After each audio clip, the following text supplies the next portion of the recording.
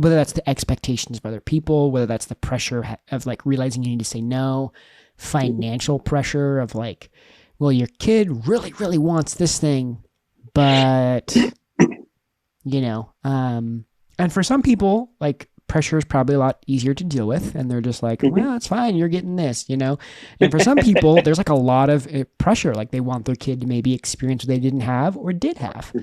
I don't know. When I bring up like the idea of like, okay, how do you handle the pressure? How do you what do you think of? Is there like any tips that you'd give people, or is that something that you've thought through? Oh yeah. And it's not the fun answer that everybody wants. And it's not the one where they're going to go, that's what I've been looking for forever. It's, it's very mundane. And that is, I mean, especially on the gift side of things, we've come to a couple of different philosophies. First of all, we put a dollar amount on it and say, and we tell them, hey, this is how much we can spend on you this year. And sometimes it's more because it was a good year, and sometimes it's less. And we explain that to them. And then we let them have some say in, hey, here's how I would organize that budget money. And so this year, my son wants a PS5.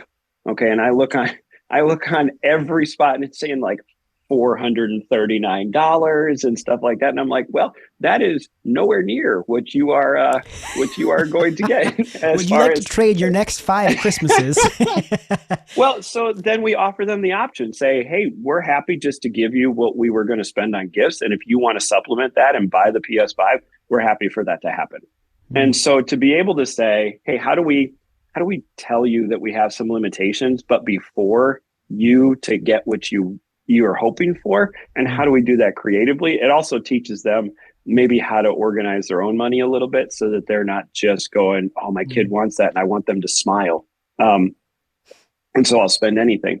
The second thing, philosophically, not only have we done a budget, but we at Christmas, at least, value experiences over stuff. And so one of the things we buy for the family every couple of years is a pass to like Discovery World, a family pass.